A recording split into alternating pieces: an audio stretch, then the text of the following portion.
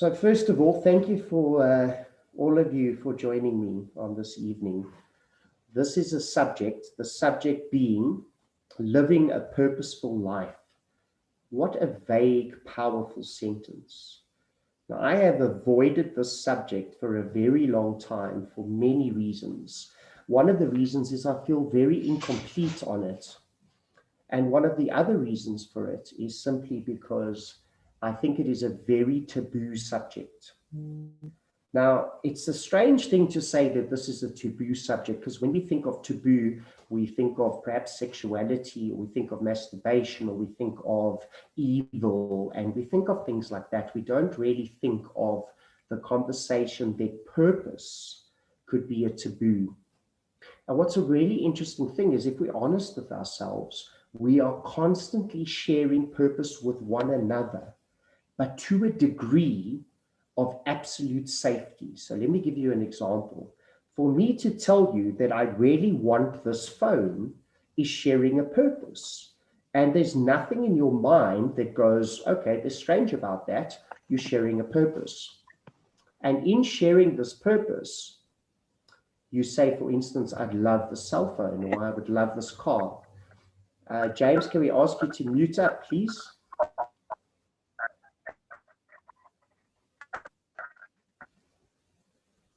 I think I can actually do it. Ah, wonderful. So actually, to say that we without purpose is not true at all. We with purpose all the time. We might like someone from a point of view of the male, female, female, female, male, male spectrum. But at the same time, we might love a certain idea of a lifestyle. And so purpose is not necessarily as deep as we have to make it. And notice I say have to make it, because it is something that happens regardless. But I want us to just be aware of that right now. It would not be a fair statement to say that you have no purpose. Because, for instance, I will be playful with you, but honest. I've always joked that one of the reasons I don't get that depressed is because I have to eat again soon. And I have such a love for food that as soon as I feel meaningless, I have this purpose of what should I eat in a few hours. So purpose tends to be something that you realize that you want, and it's something that you're going to do, but it tends to be quite short term. And there are many, many reasons why that might be the case, and we're going to dive into that. But we certainly are not living in the age of discipline. You know, one could go as far from a philosophy perspective to argue that the only discipline that truly exists right now is economical. Now, that is a very strange statement, but what that means is that there are certain things we absolutely have to do to survive. And because that is one of the only primary disciplines that are currently running, and we'll look at why and how, we structure everything about our purpose around our economical needs, requirements, essentials. And it's a very interesting conversation, because what's so interesting is we have got better and better at producing things to save time. And yet what's really strange is we are certainly not in an era where we have more and more time. And part of that essentially is because the idea of what it is we require to be a happy human being is changing all the time. We come up with washing machines that, for instance, really save time, but to pay for that washing machine, you have to have this incredible job. So it's such a fascinating conversation. So before we even begin this journey, I want us to connect to this possibility. It's a little bit of a dramatic statement. Without purpose, you are dying. And you are not dying in a nice way. You are dying a miserable, psychologically uncomfortable death that is, it's eating you from the inside. And you are pretty much at the stage where you are going to ignore it, and you're going to let it eat you away, or you are going to do something about it. There are many great writers. I can think of one off the top of my head, James Hollis, who spoke about how you get to that point where you could argue that it's misery versus meaning, which is quite a fascinating conversation, because I mean, we basically just being bold here, and we're saying there's a possibility that without purpose, which we have not even as a group defined what that is, that there is a potential that you might be facing suffering and depression and anxiety on such a deep level that we actually cannot communicate it with one another, to the point where we're actually embarrassed to explain how difficult things are for us, where we have friends saying things like, just get up in the morning, just go and exercise, or, well, I felt that, all you have to do is eat well, and which perhaps might all be true. But I want us to just connect to, before we go on some like absolutely philosophical tangent on just the emotion that is involved in this conversation. What is my purpose? Why am I here? What is going to make the absolute terrifying thought of the fact that we only know that we are born and we die? That is all we know. There are many philosophers from Plato right across the Neoplatonic era that said if you think you know more beyond that, that you are in some form of delusion.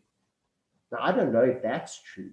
I certainly have a lot of ideas and constructs that I build across my life. But if you go, we spoke about the Neoplatonics, even if you want to go into the actual Vikings, the only thing that they know is that your death is coming. It is impending. And what is it that you're going to do with your life? And they took it so far that they believed that once you had dealt with your death, once you had figured out how it was going to look, that you were completely free. Now, it would be a fantastic thing to go, well, this is quite a romantic ideal from television, but actually not. We know this in many, many cultures. The actual core of shamanism is the idea that you should die so that you can be born before you die. So where does that leave us? That leaves us with an acknowledgement that we are, as a species, in an existential crisis. And can I simplify that? We don't know what the fuck is going on. We really don't, okay? And it scares us.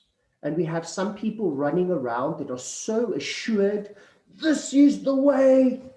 And there's a very, very strange, let's call it suspicion, starting to build in some spiritual people because they have fully followed certain individuals and realized that there is no clear way, that this is not simple, this is not solvable. And there are scary thoughts that you can have late at night where you realize that perhaps no man who ever lived has ever known. So where that leaves us is with a little bit of a scary feeling. Okay, so we are suggesting that the search for purpose is one of the most important endeavors you will ever take in your life, even if you're not sure exactly how it's going to look. We are also saying that the search for purpose is one of the most interesting ones you'll ever take, because no one is going to agree on a single thing, because the search for purpose is essentially the search for meaning. And meaning is probably the most intimate thing you could ever experience. So I want to throw a bomb in here, because this sounds, I don't know, a little bit of a philosophical conversation, impossible to tackle this without.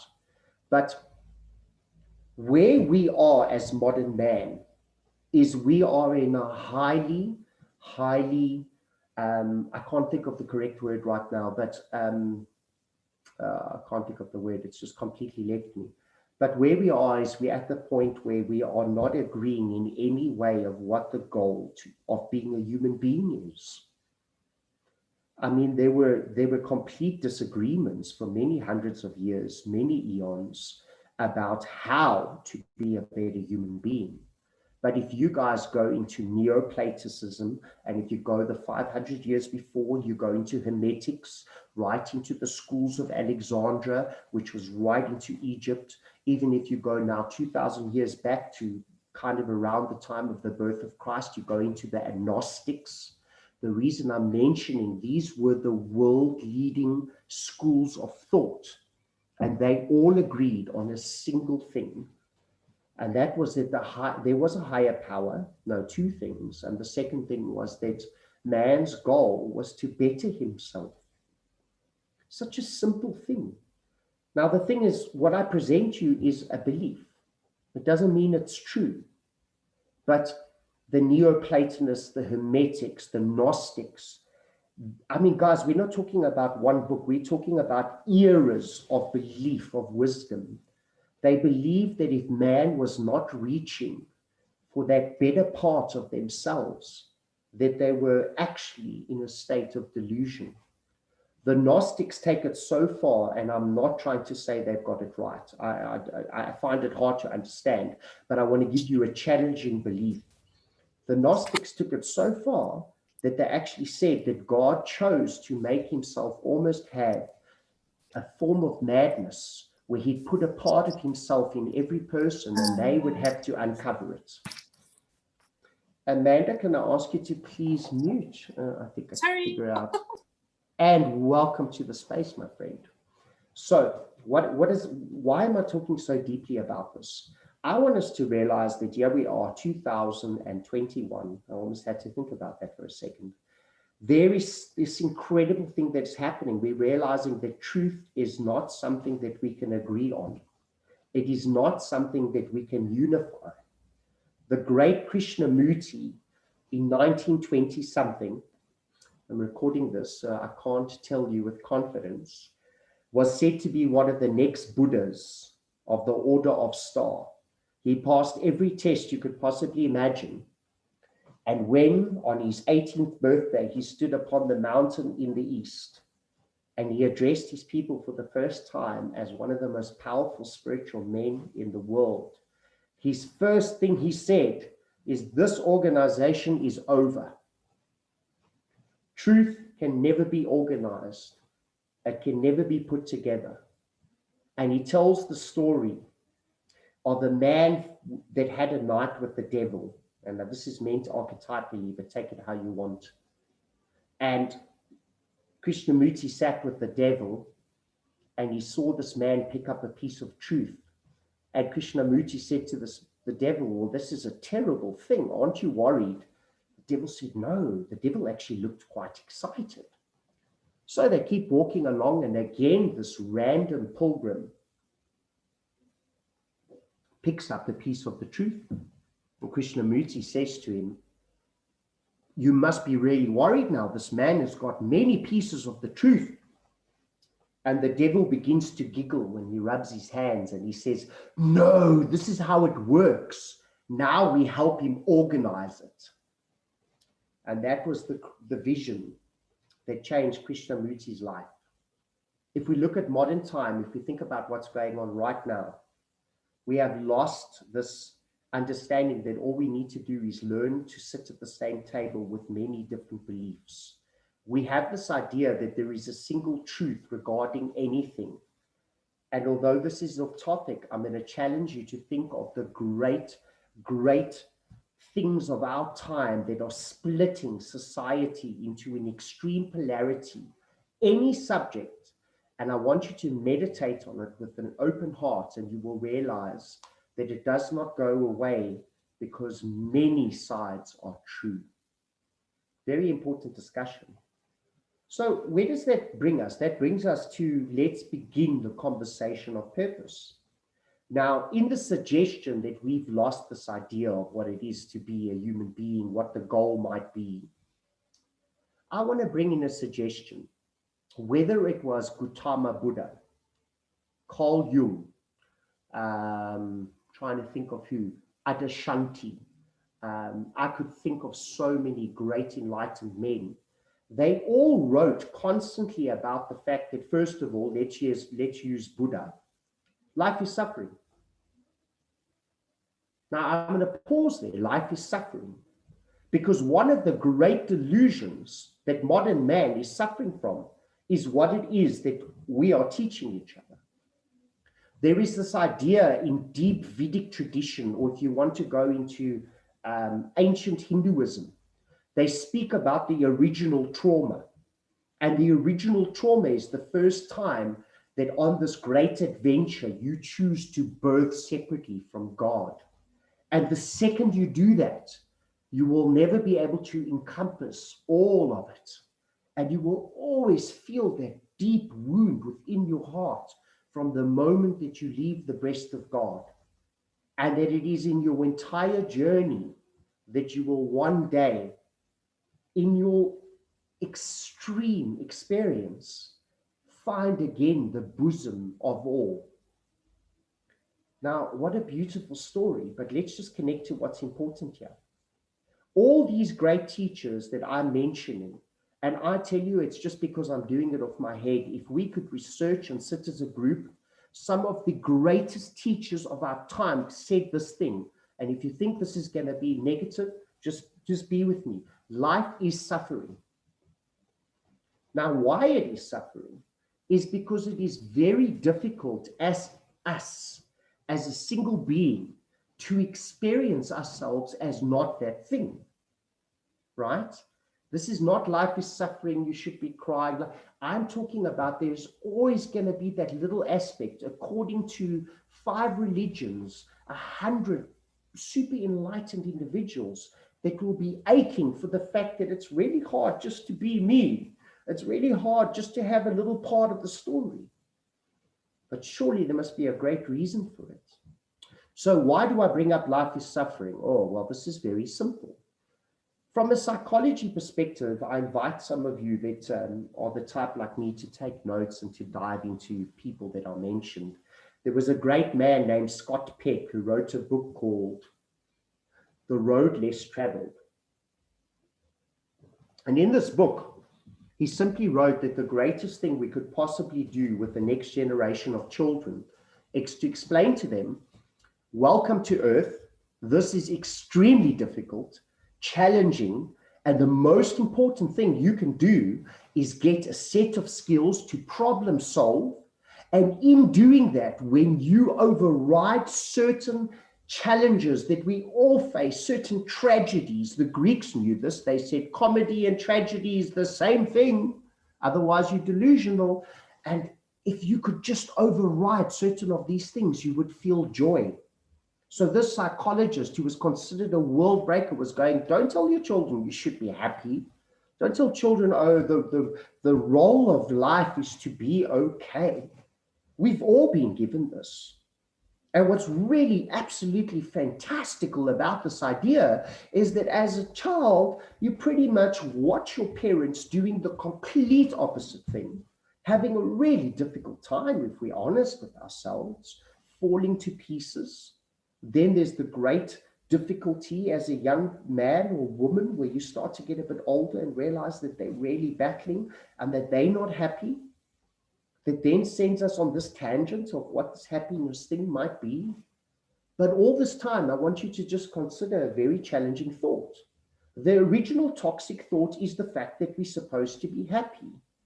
It is in the very chasing of the idea that you should be happy that one cannot be content. It is so ingrained that we tell our children, as long as you're happy, my boy. Now, if that is true, we have taken away the only 3,000 or 4,000 years of history that we actually have regarding the wisdom of what it could be that is happening between birth and death. It's almost like we're trying to water down, like we're in such trouble that we're trying to water things down so badly that we all come up with these expectations now in the last 30 or 40 years. Oh, I must be happy. I must find the one. Discipline is not required. Now, this is a very challenging thing I'm saying, but I want you to consider that for hundreds of years, thousands of years, this is in every deep teaching that we know. You need discipline. Life is welcome to your body. We don't know the full picture, but whether I am Aristotle, whether I am Plato, whether I am Shakespeare, I can tell you some things. And they were all telling us very similar things. You are going to have a set of initiations. The way that you deal with those initiations is going to change how your soul moves forward. No damnation, nothing like that. But we have lost in our modern spiritual conversation responsibility and discipline. We are all looking for the clean, romantic way through to this Instagram on the beach in a blissful state. What a controversial thing to speak about.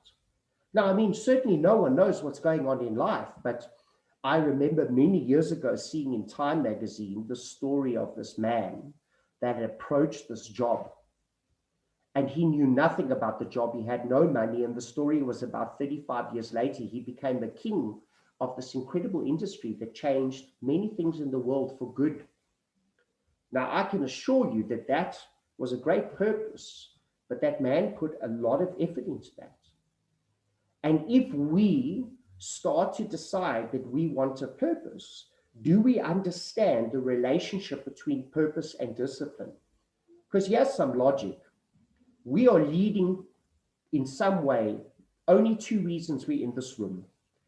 A, we're hoping we can, after this conversation, start to glimpse the possibility of what our discipline is. Or B, perhaps there is some breakdown of, what my purpose is. Or B, is there something that is in the way that perhaps this is not my purpose? So why this conversation is so important is if you think about someone deciding, for instance, to do something they're not trained in, then, well, you would imagine they would need, think about jobs now, don't make this spiritual. You would do an apprenticeship. You would study. It's really, really important that we realize that, which once again brings in discipline. So we'll come back to that. But what I want to suggest is what 2021 is. It's a very bold statement because I generally talk about ideas and not things that I hold in my heart. What I see as an individual, which means it's not true, it's my perception, is that 2021 is one of the years where the earth is more awakened than it has ever been. And we are holding for the first time one of the biggest multidimensional perspectives we have ever held, with one simple thing. None of us have accepted the ancient ways that spirituality, discipline, and improving of oneself is a lifetime study and perhaps one of the greatest goals beyond surviving. We can entertain that or we cannot.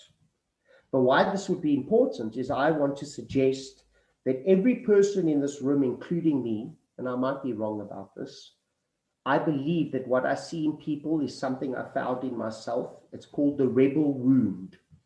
And what this wound is that we have been into so many boxes of people trying to tell us what's important or where God resides or how meaning sits. And the really, really consciously hooked in people are so fucking tired of looking into a box and going, oh man, I see straight through this. And this rebel wound, which is one of the big traumas that I like to address when I speak. I don't care how crazy it sounds. This trauma might be the first time that you reject your church. Now, granted, many people re-embrace their churches later on a deeper level, but I want you for yourself to consider this little child that thought anything was possible, because truly we are greatly spiritual when we are children. Why did we ever believe it to be any different? Just think about it. And I want you to consider how this wound started.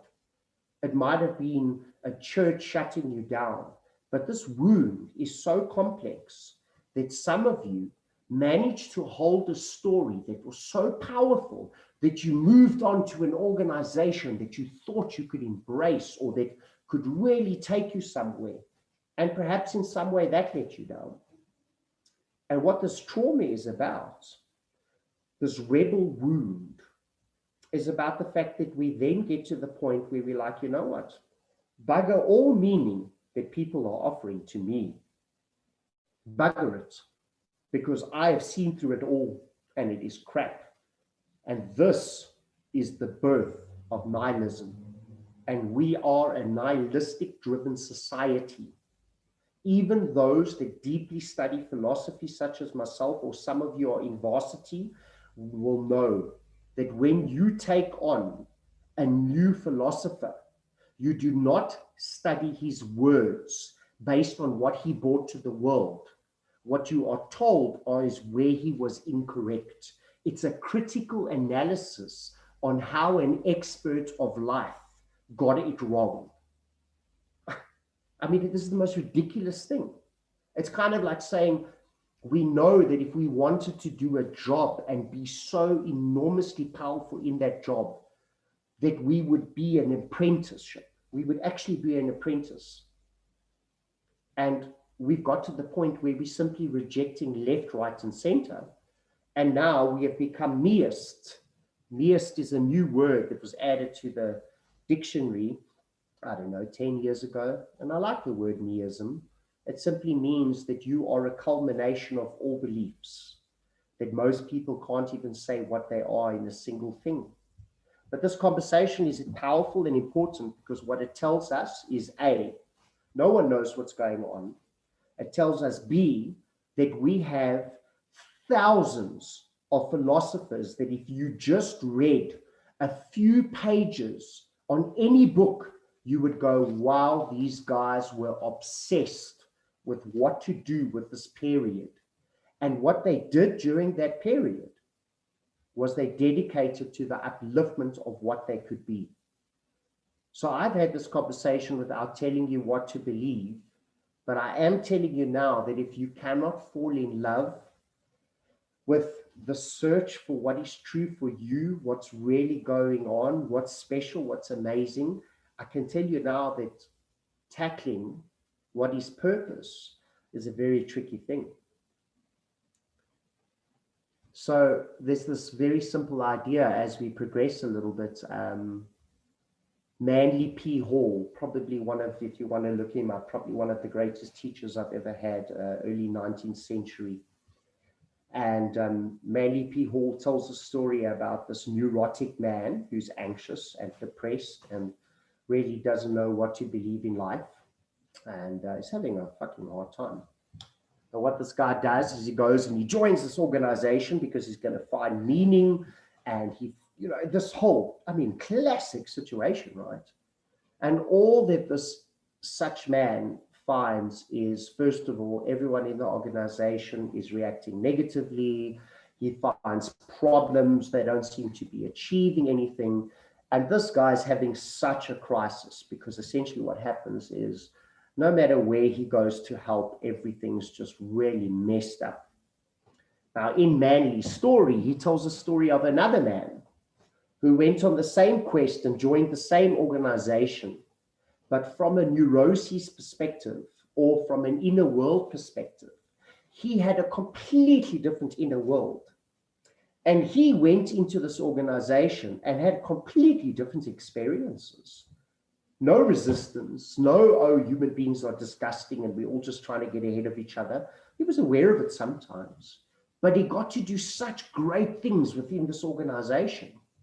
Now, as the story goes, what Manly Hall is essentially asking, and I'm going to pose the same question, can you actually have an external process, an external purpose without thinking that you will bring yourself and all of yourself into that? And in his story, what he's essentially challenging us to realize is that your inner state will be brought to every outer state that you get involved in. It's almost a way of him saying that people with the greatest intentions can be the most dangerous and toxic.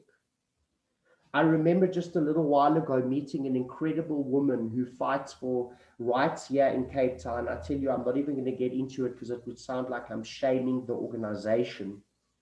I was such a supporter of the organization. But in her absolute savage dedication to this thing, she was almost the biggest monster in the room.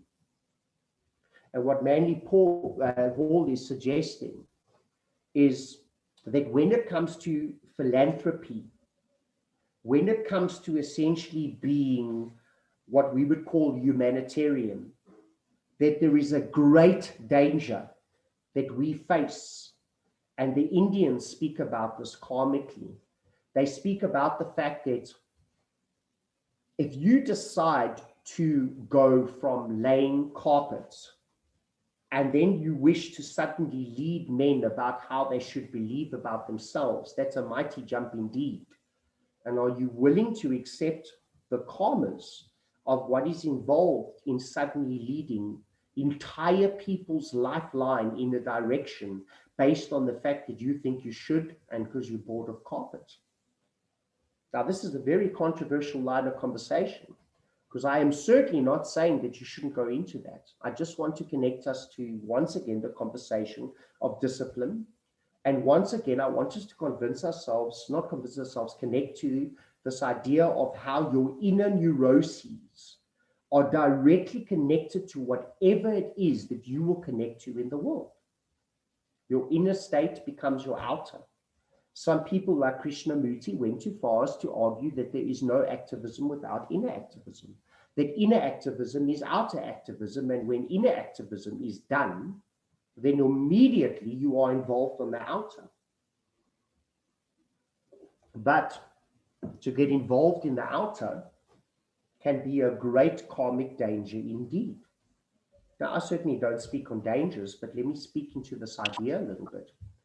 If the only way that I can find some form of great meaning, excitement, or value in my life is to jump from an extremely dark place in my world to the absolute forefront of certain things. Let's say suddenly I decide that I've got the answers about certain things. And so going from a place of no value to extreme value, many spiritual teachers have taught about the dangers of that. So that leaves the ultimate responsibility with you about this neurotic man that went to do, because he was desperate for meaning. He went into this organization to help, and if anything, in the story that Manly tells, he caused havoc. He talks about how certain humanitarians have created more evil in the world than you would possibly imagine, starting off by going, I am going to do some good because I feel so empty that this will mean so much to me that I will achieve this. And I feel to bring any value into your lives this evening as we move into the last part of this conversation, I'm not here to excite you. I'm not here to give you the same version that everybody's giving you, because if this was clear, then you would have this sorted out and I wouldn't be so conflicted on this conversation. I am literally saying that for us to open the next 6 weeks of this conversation, I'm suggesting a couple of things. That if you do not, first of all, come up with your own version of why it is we are here, this idea of how to be sane on a day-to-day basis is not going to happen. There is no way you can know why other people are here, but you for yourself can make a decision such as I have, that I am here to become the best version of myself. Now, if I want to be the best version of myself, my next step is I go, well, if I wanted to be a great economist, I would go and find a great economist and I would become an artisan of that. I don't think that's the right word. And well, if the greatest thing that I want is to become the best version of myself, and if I'm willing to accept that whatever I tackle on the inner world is going to explode into the outer world and not the opposite way around, what we talk about is almost like an absolute dedication to oneself and one's own inner workings. Why am I the way I am? How do I tackle the big questions that every philosopher has ever tackled? Can I use the great philosophers to help me create a process of expediency with this issue? Can I go, this is suffering. I know Buddha spoke about suffering. Perhaps I should approach him. Or Nathan has a lot of anxiety attacks. Maybe I should listen to what he's saying about anxiety attacks. Not truth, not about what you are or how you should process this information. So it brings us to an enormous thing. It's saying that before I even begin this journey with you, I do believe that purpose, without it, be lost, but that discipline is tied in here so deeply, because you will take your neuroses and you will transfer them to anyone you work with. This is not an original idea. This is from spirituality to psychology to, so I want us to just for a moment, you will take your neuroses and you will transfer them. What you do not transform, you transfer. This is known. I would go as far as to say that most of what humankind is past the parcel. I can't handle my genetic line of pain, my hierarchy, the things that men have done. I can't handle my pain, start to build up in my life, and once again, I'm going to pass it on. So the neurosis and reconnecting into the fact that if you do not necessarily transform those neuroses, that you'll bring it into other people's lives. Now, if you don't believe that conversation, just go and watch yourself in friends groups. You will notice that if you're really battling with conflict, that you'll bring conflict. You'll notice that if you're really scared that there's nothing, your friends will start having really, really worrying questions. You will notice that if you're in a highly, highly excited state about the love of God, that your friends might start noticing it too. And one of the biggest responsibilities on the path for purpose is to realize that regardless the story I'm telling myself, I'm highly infectious, I'm contagious, I'm the ultimate contagion. Ooh, it's a huge one. Now, that sounds like a belief, but is it? Think about it. Think about maybe why at 18 we discovered tequila and we were like, wow, I loved it because once I thought it was the life of the party, everyone else did. Well, yes, because you're contagious. And think about the time that you were so deep and dark that you couldn't understand why all your friends left you, because you're contagious. Some of them were not strong enough. They had not faced their darkness. So to come into that room with you and to realize the level of spiritual depth of the shit you're facing, they ain't ready for that shit. And it's important for us to take realization of just how contagious we are. So in this last 15 minutes, because all I'm doing is laying a basis for these conversations. I want you to consider something, that one of the greatest delusions about meaning is that we have meaning confused with our ego. Okay. Now, it's a really weird conversation. It's a really, really weird conversation. But for instance, do you know, I might have this wrong, but about 250 years ago, the word for artistry and artisan split for the first time in English and French.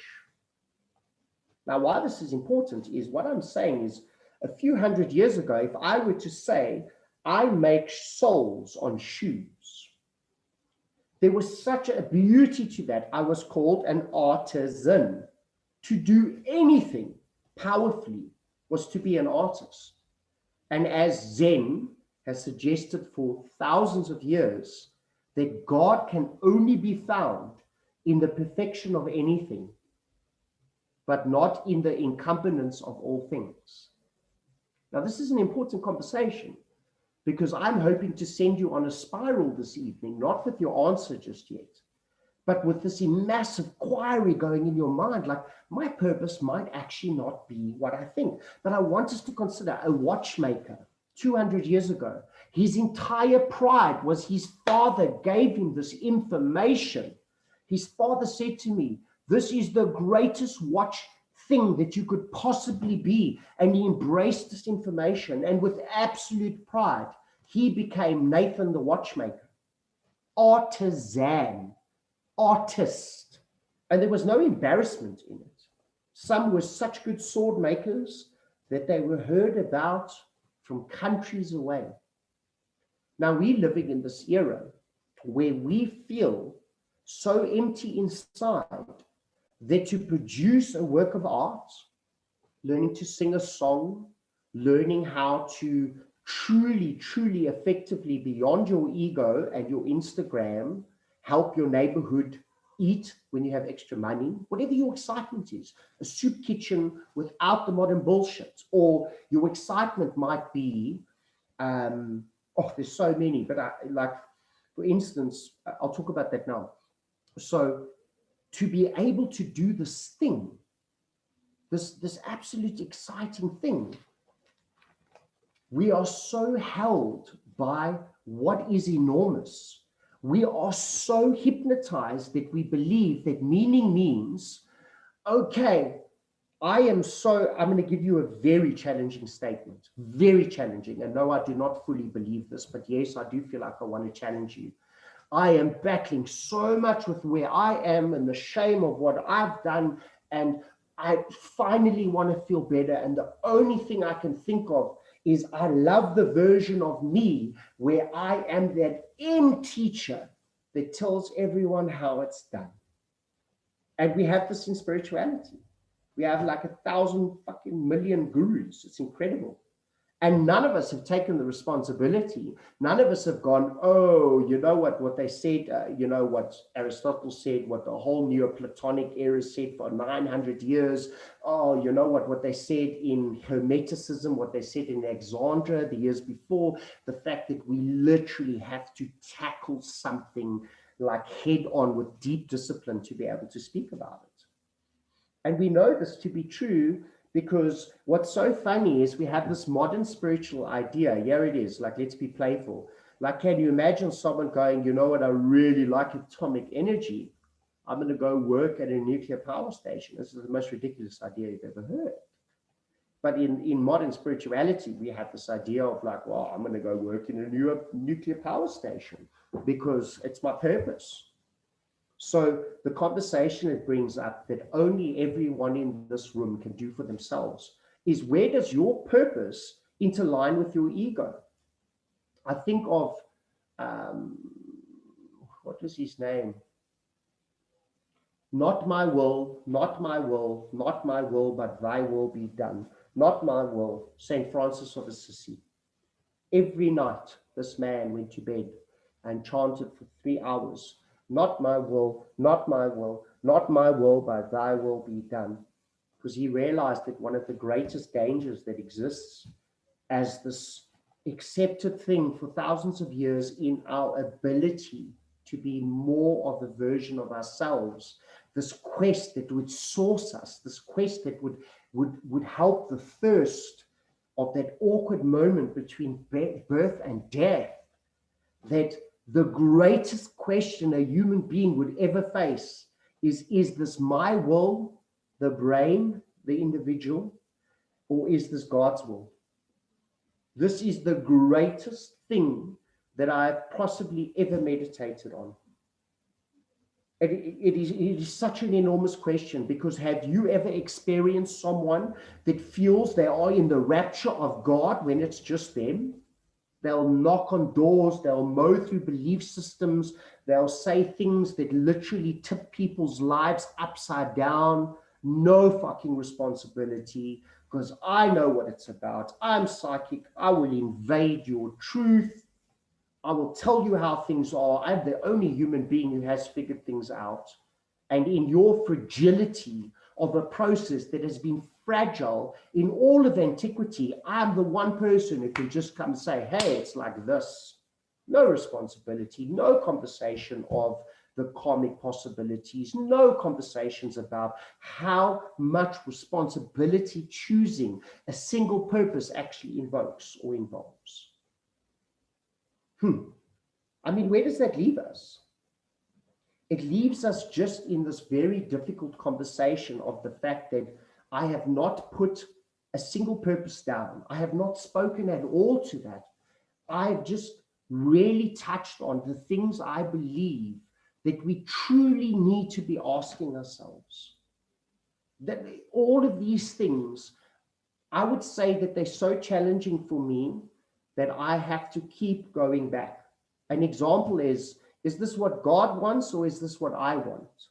Because I can tell you there's a very famous story, and I apologize because I don't really plan my talks.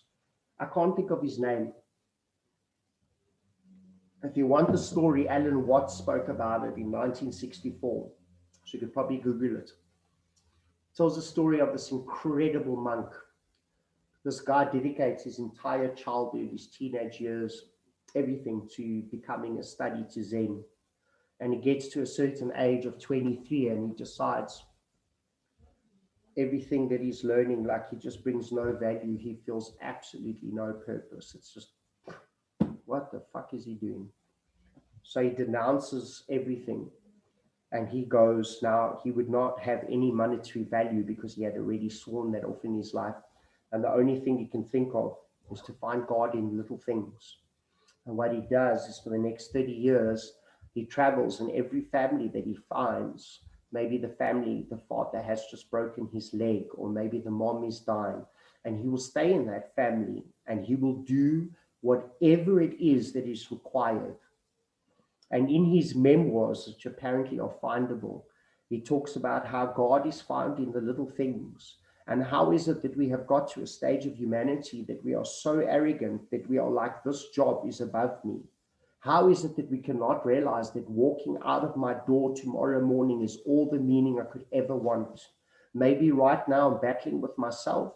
Maybe now I can't do this, but maybe another day I need some purpose. So, well, turn right out of your driveway, walk 100 meters and see what God has given you.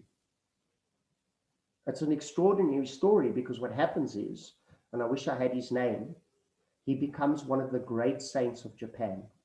He spends 30 years, no one even knows about him. Someone eventually had to pull the story together. He did such incredible things for families. At one stage, he was just a nanny. At one stage, according to how the legend is being told now, he simply pulled the plow through the field while the mom and the dad died. He did whatever he could. You know why? Because his powerful idea of what he was meant to bring into the world in philosophy was something that didn't resonate true for him. So where does that leave us? It leaves us in the fact that there is a potential very, very complex dance between our egos and what we think our purpose is. It leads us in the realization that might be even making you extremely uncomfortable, or I might have angered you to the point where you don't want to hear from me again.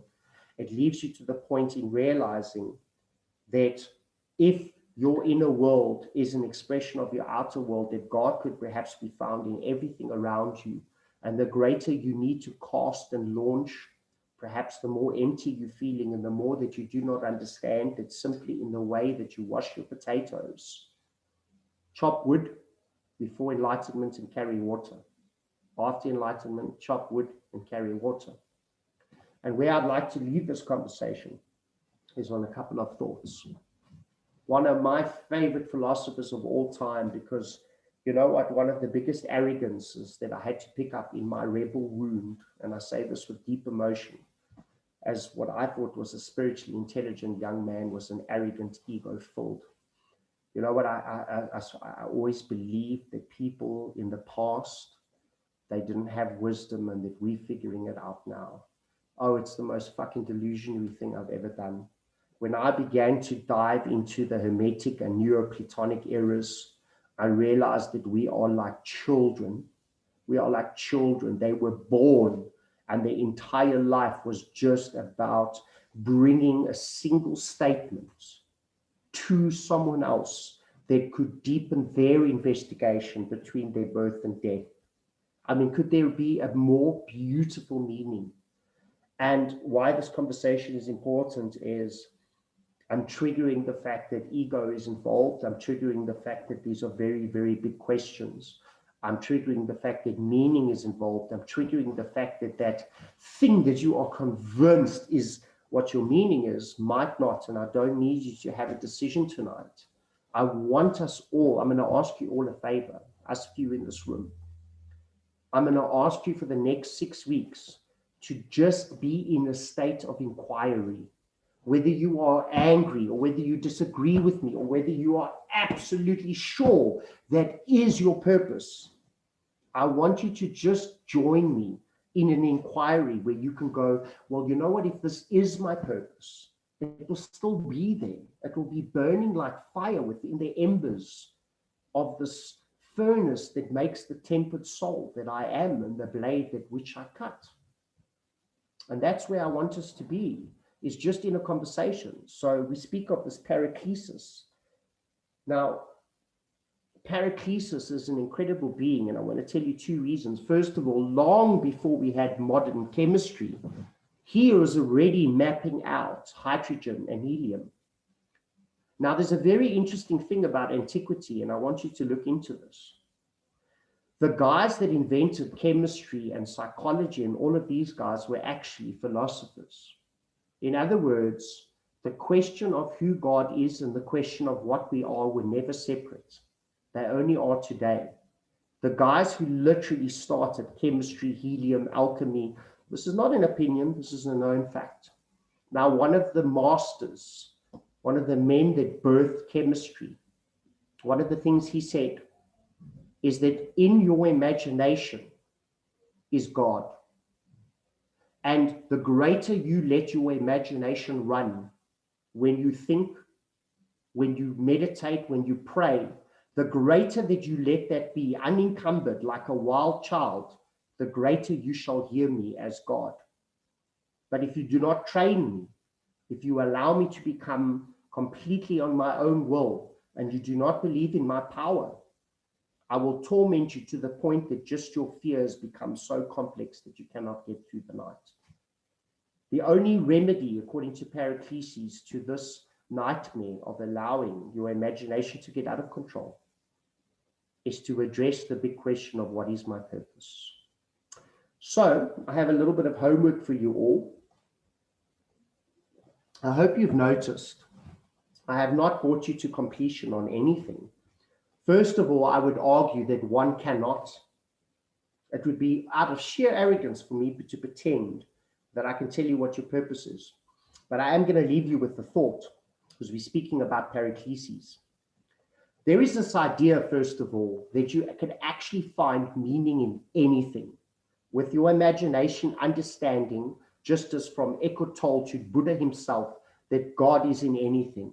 It could be, I think I'm trying to remember if I can even remember his name. Fritz Kreisler and Rachmaninoff were some of the greatest musicians who ever lived. And their purpose was, Fritz in particular, the Austrian, he used to teach up the road. And he used to teach only children that could not afford music lessons.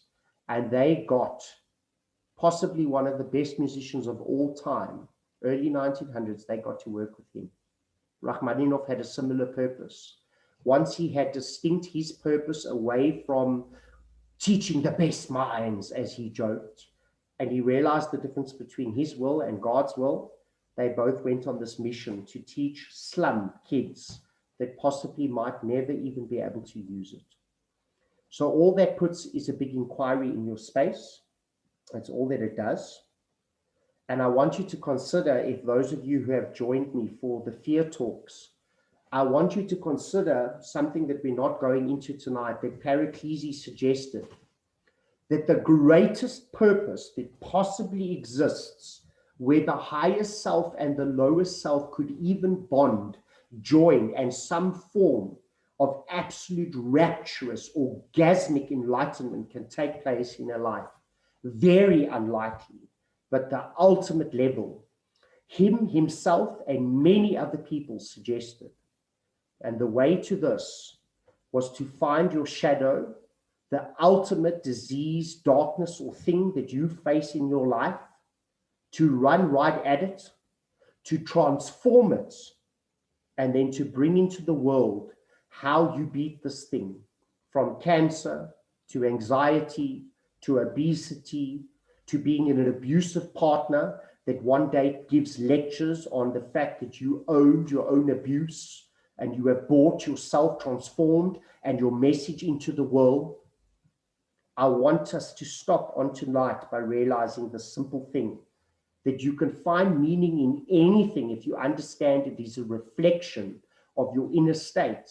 But I want to more deeply excite you by closing by saying, that can you imagine realizing that everything that has ever gone wrong with you, if you turn that over And if we trust the masters and teachers of antiquity, they tell you that after that hero's journey of descending into the darkness to meet that illness, that sickness, that abuse, that rape, that murder, whatever that terrible thing is, that once you have faced that thing and not rushing, not become overly excited in trying to bring your message to the world before it is transformed, not needing their validation so badly from others to say, wow, to just be with it until it is complete.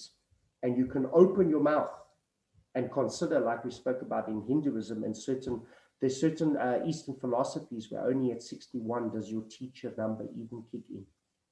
Let's consider that. So that's where we are.